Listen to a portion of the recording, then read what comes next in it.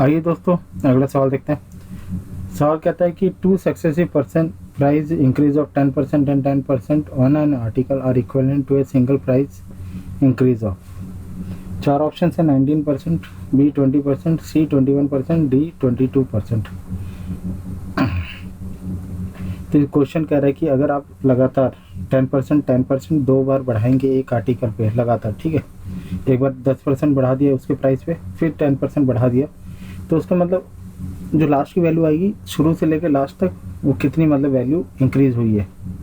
Means अगर आप एक ही परसेंट उसको इंक्रीज करना चाहते हैं तो कितनी इंक्रीज होती है। ठीक, तो आइए देखते हैं कैसे करेंगे। तो ऐसे ऑप्शंस में देखिए, यहाँ पे आपको बोल रहा है इंक्रीज हुआ है दो बार 10%, ठीक है।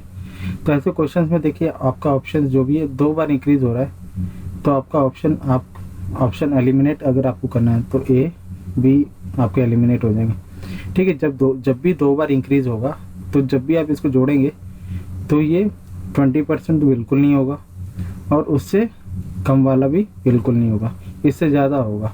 तो आपको देखना है कि सी और डी में कौन सा 21% और 22% में। ठीक है, हमेशा याद रखिए जब भी सेम वैल्यू दो बार इंक्रीज होती है, नोट कर लीजिए डायरी में कहीं, जब भी एक वैल्यू दो बार इंक्रीज होती है तो इनका दोनों सम कीजिए। जैसे 10 और 10 आपने किया तो 20, तो जो इसकी परसेंटेज वैल्यू जो इंक्रीज में आएगी ना 20 से इंक्रीज में आएगी, ठीक है, तो 9 डिक्रीज में नहीं आएगी। तो 19% हटा दीजिए, बी 20% हटा दीजिए।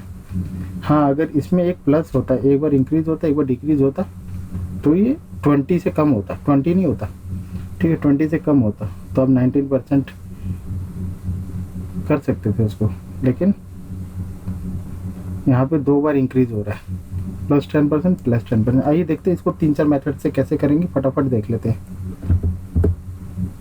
तो यहाँ पे आप इनिशियल प्राइस मान लीजिए 100 है, उसको 10% बढ़ाया तो 110 हुआ, फिर उसको 10% बढ़ा दिया, ठीक है, 110 का क्रमागत है तो 110 का, 100 का नहीं, पहले 100 का 110 हुआ, फिर 110 पे 10% वैल्यू इंक्रीज हुई है तो 121 हुई। तो अब देखिए इनिशियल वैल्यू आपने 100 मानी थी, अभी 121 आ गई। 100 पे कितने का बढ़ावा हुआ, 21 का। तो 100 पे जितना भी 100 सबसे इजीली एज्यूम करने का यही फ़ायदा होता है कि आप इस पर कोई भी नंबर आए 21% इंक्रीज़ हुआ है तो आप सीधा 21% इंक्रीज़ लिख सकते हैं। 21 इंक्रीज़ हुआ कितने पे हुआ, 100 पे, तो सीधा आप 21% इंक्रीज़ बोल सकते हैं। लेकिन अगर आपको परसेंटेज में निकालने की चीज़ है तो 21/100, क्योंकि इनिशियल वैल्यू पे निकालना है कितना इंक्रीज़ हुआ, तो 21/100 इंटू 100 21%, ऑप्शन सी। ठीक, तो ऑप्शन एलिमिनेट करने के लिए कुछ बेसिक रूल्स आपको पता होने चाहिए परसेंटेज के, कि अगर दो बार इंक्रीज हो रहा है तो कितना आना चाहिए, और दो एक बार इंक्रीज और डिक्रीज हो रहा है तो कितना आना चाहिए। डिक्रीज वाला तो डिक्रीज ही होगा, ठीक है, अगर दोनों डिक्रीज है तो आपका मैग्नीट्यूड 10% तो बहुत कम ही होगा। आइए अगले सॉल्यूशन पे देखते हैं, इसमें इसको दूसरे तरीके से कैसे करते हैं। मल्टीप्लाइंग फैक्टर, मैंने अपनी एक बेसिक वीडियो बनाई है, बेसिक परसेंटेज ट्यूटोरियल, तो आप उसको ज़रूर देखिए, उसमें मैंने पूरा क्लैरिटी से बताया कि मल्टीप्लाइंग फैक्टर क्या होता है। ठीक है, मल्टीप्लाइंग फैक्टर कुछ नहीं है 1 + x/100। अगर कोई वैल्यू को आप इंक्रीज़ करते हैं, अगर मान लीजिए आपके पास एक 100 रुपये है, उसको मैं बोलूँगा 10% इंक्रीज़ हो रहा है, तो आप उसको कैसे फॉर्मूले से इंटू करेंगे, तो 100 इंटू 1 + x/100। तो 1 + x/100 में जो वैल्यू आती है आपकी इंक्रीज़ की, वो मल्टीप्लाइंग फैक्टर है। और अगर आपको मल्टीप्लाइंग फैक्टर मेथड समझ नहीं आ रहा तो मेरी बेसिक वीडियो को जरूर देखिएगा, उसमें आपको जरूर समझ में आएगा। चलिए आगे बढ़ते हैं। मल्टीप्लाइंग फैक्टर इंक्रीज़ हो रहा है तो दोनों का 1.10 दो बार हो रहा है, ठीक है। सेकंड इंक्रीज भी 10% का हो रहा है तो 1.10 इसका मल्टीप्लाइंग फैक्टर है। मल्टीप्लाइंग फैक्टर जब भी आते हैं तो इन दोनों को मल्टीप्लाई करते हैं, तो ये 1.21 है। तो डेसिमल के बाद जितनी वैल्यू आती है 21 आती है तो वो हमारा इंक्रीज़ है। और अगर आपको ऐसे समझ में नहीं आ रहा है तो 21% कैसे इंक्रीज़ हो गया, तो आप इसमें से 1.21 में से जब भी डेसिमल के बाद की कोई वैल्यू हो तो 1 को आप इसमें से माइनस कीजिए, 0.21 इंटू 100, तो 21% आपकी आंसर होगा। ठीक है, या तो आप डेसिमल की बाद वाली वैल्यू कोई परसेंटेज में कन्वर्ट ऐसे ही कर सकते हैं कि 0.21 है, 1.21 है, मीन्स 21% इंक्रीज है। ये हो गया दूसरा तरीका। आइए तीसरे मेथड की तरफ चले, फॉर्मूले से कैसे करेंगे। ठीक है, दो बार इंक्रीज हो रहा है तो फॉर्मूला हमारे पास होता है परसेंटेज का, जब भी सक्सेसिव परसेंटेज इंक्रीज होता है तो एक फॉर्मूला है उसका a plus B plus A B by 100। इसका डेरिवेशन कैसे आया था इसका मैंने बेसिक वीडियो में कवर किया है, तो आप उसको देखिए कैसे ये फॉर्मूला का उत्पत्ति हुई है। ठीक है, तो आइए a प्लस बी क्या है, a और b ये वैल्यूज है 10 जो परसेंटेज इंक्रीज है।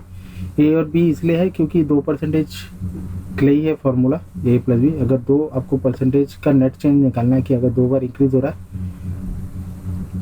तो आप इस फार्मूले को लगा सकते हैं। तो a और b 10 और 10 है, ठीक है, क्योंकि दोनों बार इंक्रीज हो रहा है। तो a 10 b 10 और ए बी बाई 100 है, 10 इंटू 10 अपॉन 100, तो कितना इंक्रीज हुआ 21%, 20 प्लस 1। ठीक है, आपको हमेशा याद रखना है इस फॉर्मूले में कि साइन के साथ रखना है। ठीक, तो ये आपका ऑप्शन सी आंसर है। आइए अगले मेथड से देखें कैसे हो सकता है ये सवाल का जवाब। तो ये हम रेशियो प्रोपोर्शन वाला मेथड है, ये रेशियो एंड फ्रैक्शन मेथड से कैसे इसको कर सकते हैं।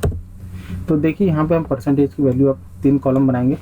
ठीक है, बहुत से बुक्स में भी आप ये सॉल्यूशन देख सकते हैं। यहाँ परसेंटेज कितना इंक्रीज या डिक्रीज हो रहा है, यहाँ ओरिजिनल वैल्यू कितनी है और कितनी नई वैल्यू इंक्रीज या डिक्रीज होके आई है। तो यहाँ पे हमेशा जब भी ऐसे केसेस आए पर सक्सेसिव 3 4 5 केसेस सबके लिए लागू है। यहाँ पे आप लिखते जाइएगा जैसे ये मेथड में। तो प्लस 10% है तो ये प्लस 1/10 है। ओरिजिनल वैल्यू आपकी हमेशा डिनोमिनेटर रहती है। मैंने अपनी बेसिक वीडियो में पूरा इसको कवर किया है, तो आप देख लीजिएगा उसको जरूर।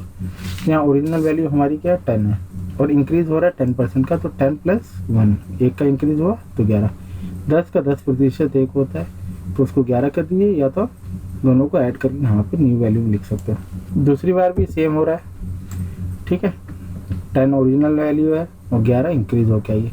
अब इन दोनों को मल्टीप्लाई करेंगे। 10 इंटू 10 को मल्टीप्लाई किया 100, 11 इंटू 11, तो ये आपका इंक्रीज आया 100 पे 121 का। तो ये पहला वाला जो केस था हमारा एसजी मेथड वाला सेम, कि 100 पे 21 का ये आया है इंक्रीज। तो टोटल इंक्रीज हुआ 21/100 इंटू 100, 21% इंक्रीज। ठीक है, तो ये सब कुछ सॉल्यूशंस हैं, आपको जो बेहतर लगे आप इसमें कर सकते हैं। मेरे को ये फोर्थ वाला भी सही लगता है और एसजी मेथड भी सक्सेसिव में सही लगता है।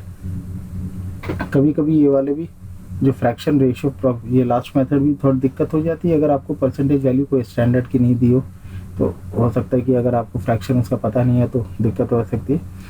लेकिन सारे मेथड सही हैं, सबके अपने अपने फ़ायदे हैं, तो इसलिए सारे मेथड्स आपको जानने ज़रूरी है कि एग्ज़ाम में हो सकता है कि आपको कौन सा मेथड ईजी लगे। आप तो जितना आप प्रैक्टिस करेंगे उतना आपको अच्छा लगेगा। चलिए मैं वीडियो को यहीं ख़त्म करता हूँ, अगले सवाल नेक्स्ट वीडियो में। Thank you for watching.